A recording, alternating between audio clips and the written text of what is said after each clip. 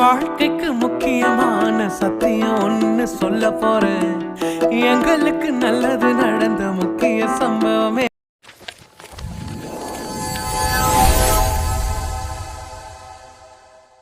கிறிஸ்துவுக்குள் பிரியமான தேவனுடைய பிள்ளைகளை இந்த காலை நேரத்தில் உங்களை நான் மறுபடியும் சந்திப்பதில் மிகுந்த மகிழ்ச்சி அடைகிறேன்.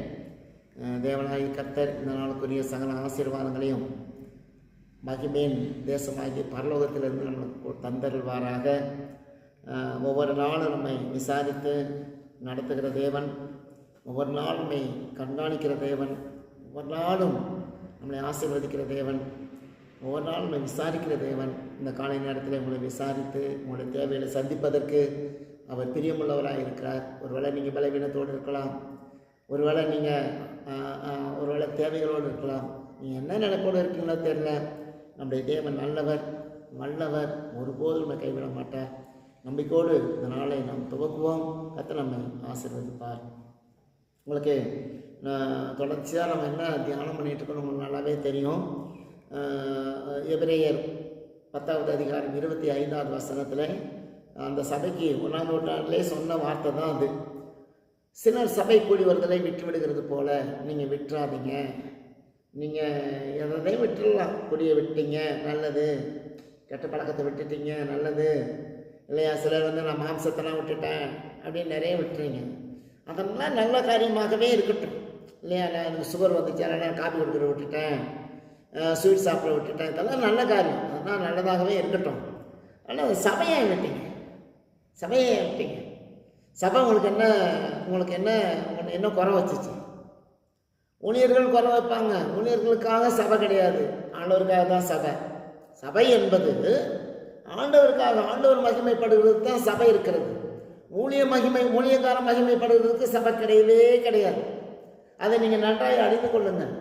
ஆகவே தேவனை ஆராதிப்பதற்கு, தேவனை தரிசிப்பதற்கு, தேவனோடு பேசுவதற்கு சபை தேவன் வைத்திருக்கிறார். ஆகவே சிலர் அதை விட்டுறீங்க, இழந்துடுறீங்க அப்படின்னு எபிரேயர் நிருபத்தில் பவுல் அதை சொல்லுகிறார்.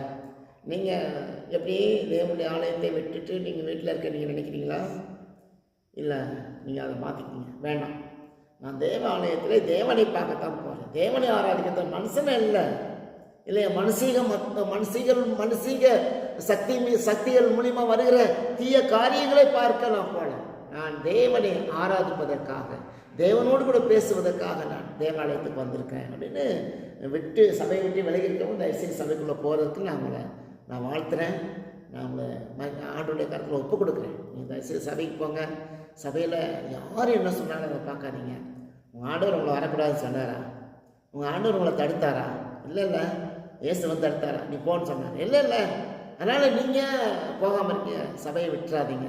சபையை தொடர்ந்து தேவனுக்கு சமூகத்தில் தேவனை ஆராதிப்பதற்கு சபைக்கு போங்க. ஒரு வசனத்தை உங்களுக்கு வாசித்து காட்டுறேன். சங்கீதம் 68வது சங்கீதம் 26வது வசனம். நன்றாய் கவனிங்க. இஸ்ரவேலின் ஊற்றிலிருந்து தோன்றினவர்களே, சபைகளின் நடுவே ஆண்டவராகிய தேவனை ஸ்தோத்தரியுங்கள் என்று இந்த வசனம் சொல்லப்பட்டிருக்கிறது. இந்த வசனத்தினுடைய அர்த்தத்தை நான் உங்களுக்கு சொல்லுகிறேன் இல்லைங்களா. நாம் யார்? சபைக்குள்ளாக இருக்கிறவர்கள், தேவனை ஆராதிக்கிறவர்கள் யார் என்று இங்கே தாவீது சொல்லியிருக்கிறார். என்ன சொல்லியிருக்கிறார்? இஸ்ரவேலின் ஊற்றிலிருந்து தோன்றினவர்களே. நாம் பிறந்தவர்கள் தான். பிறந்தவர்கள் ஏதோ ஒரு தாயினுடைய வயிற்றில் இருந்து நாம் இந்த பூமிக்கு வந்தவங்க தான். நாம் பிறந்தவர்கள், எல்லாம் பிறந்தவர்கள் தான் இல்லைங்களா. அது பொதுவான செயல்பாடு. ஆனால் தோன்றினவர்கள் என்று இங்கு இந்த வசனம் சொல்லுகிறது. இஸ்ரவேலின் ஊற்றிலிருந்து தோன்றினவர்களே, பிறந்தவர்கள் தாயின் கருவிலிருந்து, தாயினுடைய வயிற்றிலிருந்து பிறந்தவர்கள் சரிங்களா. ஆனால் தோன்றினவர்கள், இஸ்ரவேலின் ஊற்றி என்பது இயேசு கிறிஸ்துவின் பரிசுத்த ரத்தம், இயேசு கிறிஸ்துவனுடைய வெளியேறப்பட்ட ரத்தம். அதில் தான் நம்மளை தேவன் தோன்ற பண்ணினார். வசனம் பவுல் நிறைய சொல்லியிருக்கேன், நான் காட்டுறதுக்கு நேரம் கிடையாது.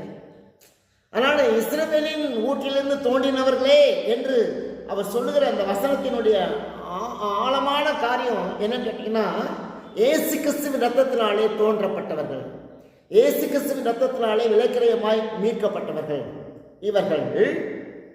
வசனம் சொல்லுது, இஸ்ரவேலின் வீட்டிலிருந்து தோன்றினவர்களே, சபைகளின் நடுவே ஆண்டவராகிய தேவனை ஸ்தோத்திரியுங்கள். நீங்கள் எங்கே இருக்கணும்? நீங்கள் சபையில் இருக்கணும், ஊழியத்தில் இருக்கணும். நீங்கள் வீட்டில் உட்காந்து சபையினுடைய நேரத்தை வீணடிக்கிறது சரியில்லை.